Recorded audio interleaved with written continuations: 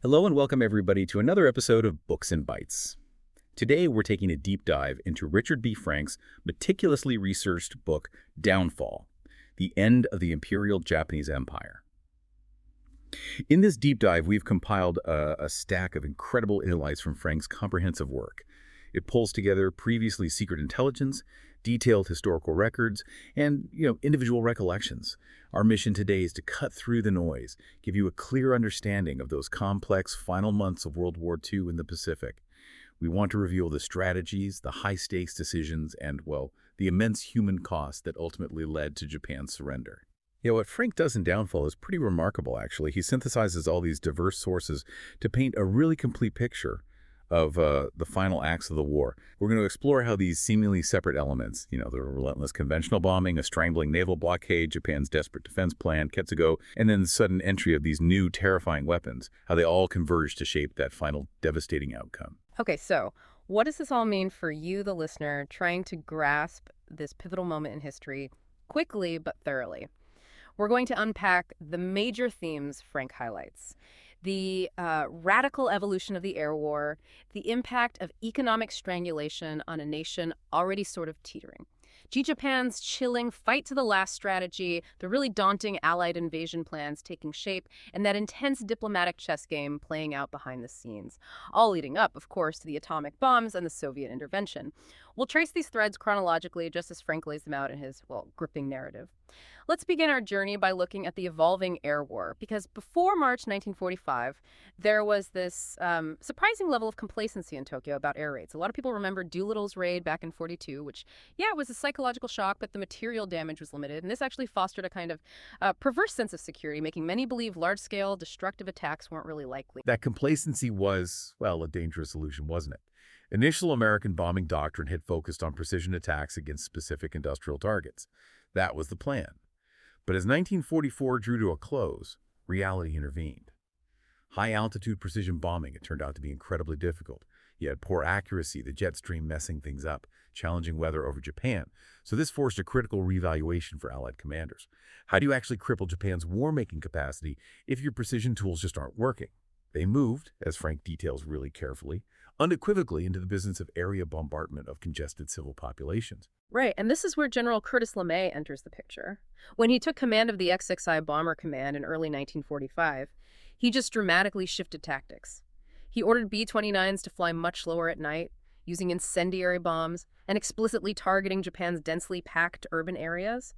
He understood that Japan's cities, largely built of wood and paper, were inherently vulnerable. He even used specialized M69 incendiaries designed not just to explode, but to splatter this flaming napalm-like gel, maximizing fire spread in what he called Japan's paper cities. And this was a radical departure from previous strategies. The results were catastrophic. The March 9-10, 1945 Tokyo fire raid. It stands as just a chilling testament to this shift. Frank describes it as an inferno. It incinerated 8.1 square miles, killing an estimated 90,000 to 100,000 people basically overnight. Survivors described firestorms creating their own winds, this flaming dew skittering across rooftops, bodies reduced to, charred meat. Yeah, even the Imperial Palace, which they thought was immune, was engulfed. That really shocked the highest levels of Japanese leadership. But despite this, immense human suffering and the physical destruction across major cities, Tokyo, Osaka, Kobe, Nagoya, Frank's deep dive into the magic intelligence intercepts, those deciphered Japanese communications, it reveals this truly chilling self-deception. Japanese official reports frequently downplayed the damage. They surprisingly claimed these attacks, far from demoralizing people, actually stiffened civilian morale, that they didn't disturb domestic order. One report, it's astonishing, stated, "There are no particular signs of disturbance among the populace." It just shows this dangerous disconnect between the reality on the ground and the narrative at the top. And this wasn't just propaganda for outsiders, It was a dangerous internal narrative that fueled their commitment to keep fighting a hopeless fight. Yeah, and at the same time, another critical but maybe less visible campaign was relentlessly underway. The American submarine and aerial mining blockade, codenamed Operation Starvation. This operation, given high priority by the Joint Chiefs, was designed to systematically just cut off Japan's vital imports, the very lifeblood of its war machine and its economy. And the impact was, staggering. Frank's research meticulously shows how Japan's imports of essential resources, coal, Iron ore, rubber, oil just plummeted between 41 and 45. Oil imports, for example, went from millions of tons a year down to virtually nothing. The munitions minister, Tajiro Toyoda, later reflected on this, saying pretty unequivocally, the shipping shortage and the scarcity of oil were the two main factors that assumed the utmost importance in Japan's war effort. What's really striking here is just how effective this unseen war was. Now, there was a prevalent belief in some U.S. circles that maybe an invasion wouldn't even be necessary, that the blockade alone would do it. But the reality was complex. The Japanese home front was collapsing, crippling shortages of food, raw materials, widespread suffering. But the consequences went way beyond Japan's borders.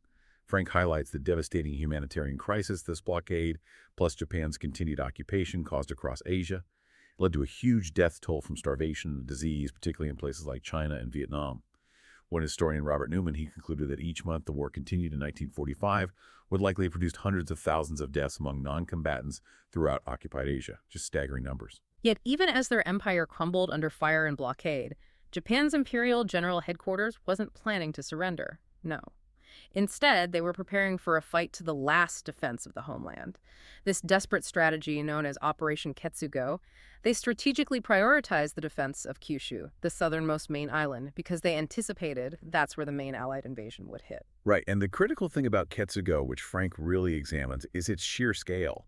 Its audacity. This wasn't just some fallback plan. It involved a massive, almost fanatical buildup of forces right there on Kyushu. They went from just 12 field divisions on New Year's Day 45 to an estimated 560,000 men by August. That includes 460,000 ground combat troops.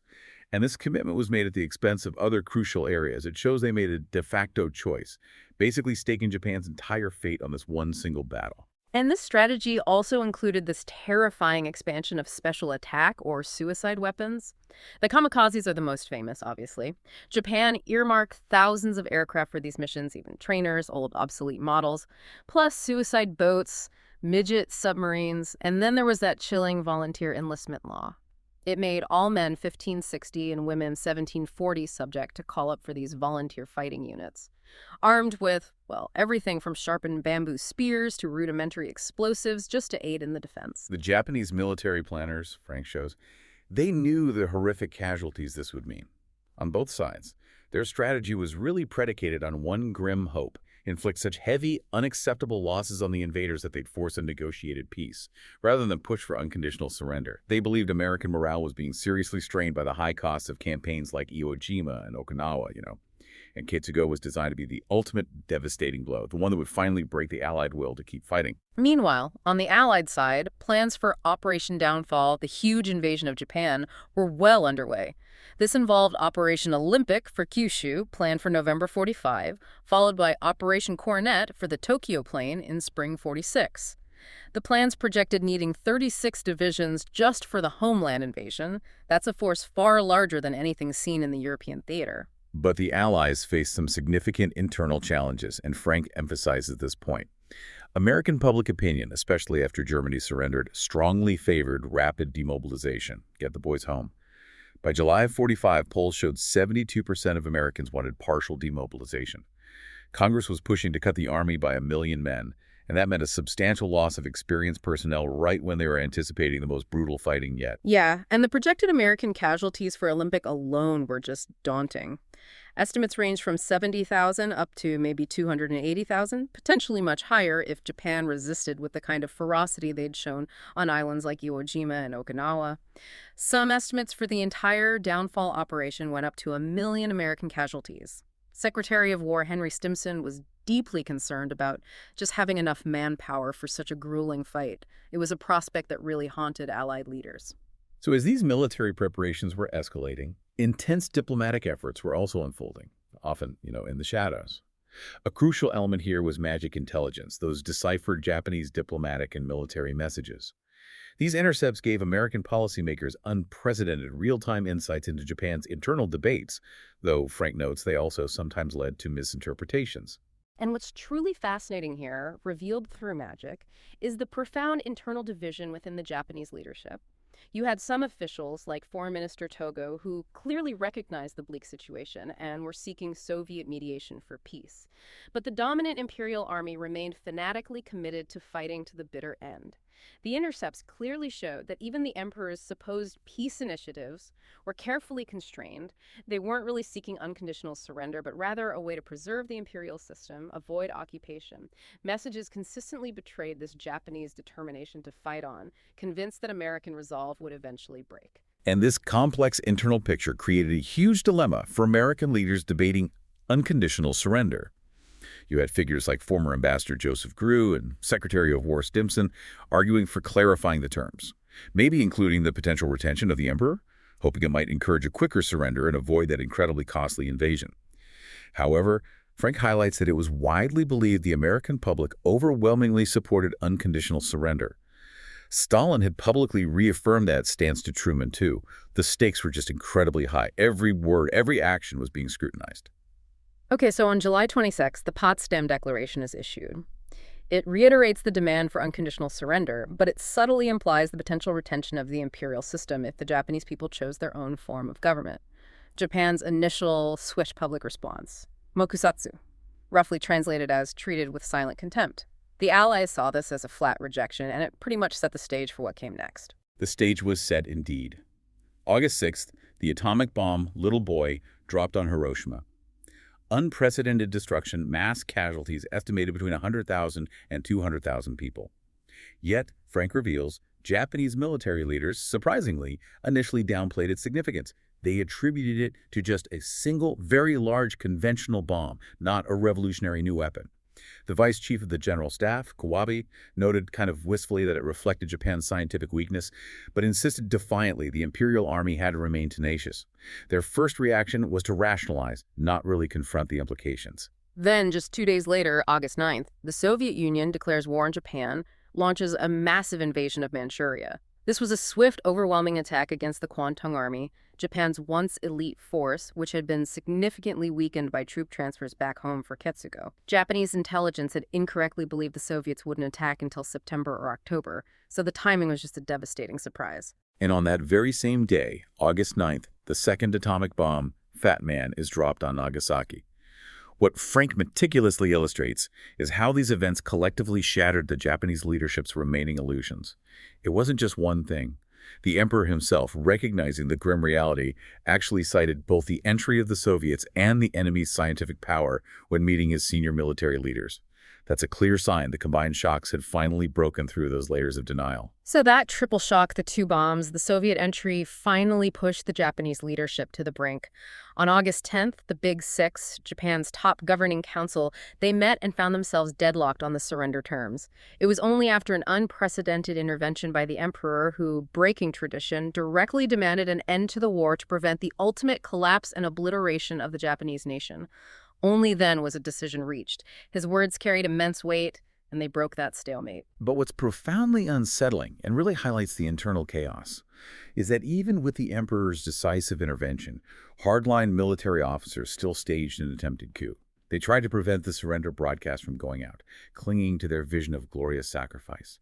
It highlights the deep divisions, the fragility of central command, and this powerful, almost mythical belief that ultimate loyalty wasn't necessarily to the current emperor, but to the imperial institution itself, even if it meant defying him. Fortunately, the coup failed. But it underscores how close Japan came to just continued, pointless bloodshed. So the war officially ended August 15th, 1945, when the emperor's recorded broadcast announced Japan's acceptance of the Potsdam terms. It was a moment of immense relief across the Allied world, obviously. But as Frank details, intercepts showed that even after the surrender, some Japanese leaders still didn't fully grasp the significance of their defeat.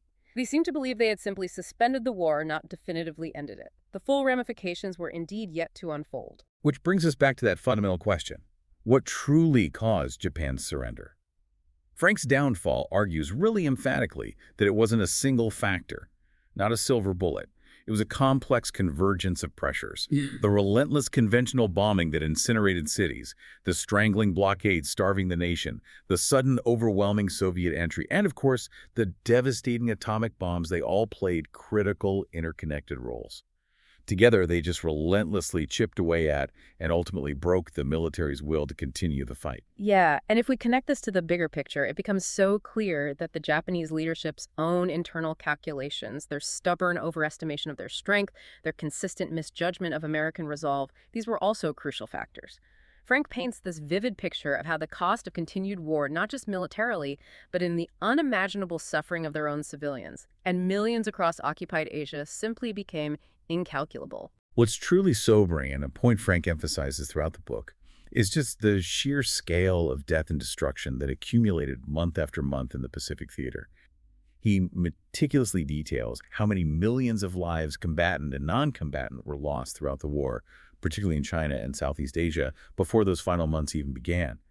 And this horrifying context is just crucial when you assess the final acts of the war and the profound impact of every single decision made. So what does this all mean for you, our listener? Downfall really challenges us to consider the multifaceted nature of historical events and the heavy weight of the human element in these high-stakes wartime decisions. And it leaves us with, I think, a provocative thought. When faced with absolute defeat, how do nations truly assess unacceptable costs? And what is the ultimate responsibility of leadership in those moments when the suffering of their people reaches such an extreme level? Thank you for joining us on this deep dive.